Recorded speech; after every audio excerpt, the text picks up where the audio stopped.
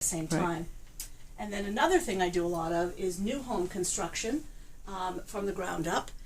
These are 5 houses in Studio City, California, which is a very desirable neighborhood. It's near all the freeways and really good schools and all kinds of businesses that are nearby. So, and studios is actually very close to the studios.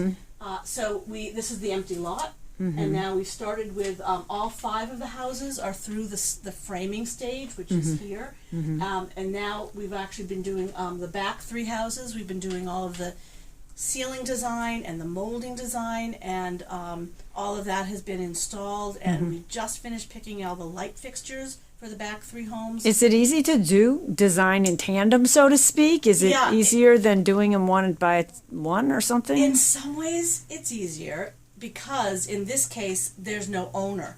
You know, the contractor, the man who's developing this area, he's my boss, but it's not like he's a homeowner of the homes. So I get to kind of put on a different head, and I sort of think, well, in this house I'm a little more contemporary, and in this house I'm going to be a little more traditional, and in this house I'm going to be definitely transitional, so that when buyers come and look at all these houses, we're appealing to a broad range of personality types and taste levels within the context of them all being traditional New England style homes.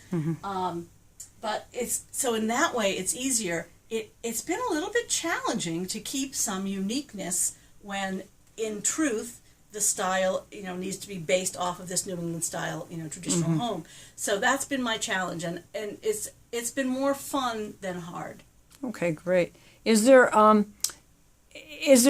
different kinds of levels of fun or joy in redoing an existing home, starting a fresh home, doing an office, or are there certain joys you get out of each one? Anne-Marie, it's all good. And so I'm really fortunate, because I don't always even know where I'm going to end up having been when I start my day in the morning, because of all the different projects that are, I usually have between 8 and 12 projects going on at one time in different stages of design or construction. So I love it all. I mean, I love walking through the mud puddles where these houses are being built and imagining what's going to be there within a couple of months. They're going to be streets and landscaping and, you know, brand new homes. Then they get families and they get to, you know, live a long life. And then I love to take existing architecture and, you know, seeing through the walls, imagining what would happen if we open things up and you know, taking the client and working with their personality.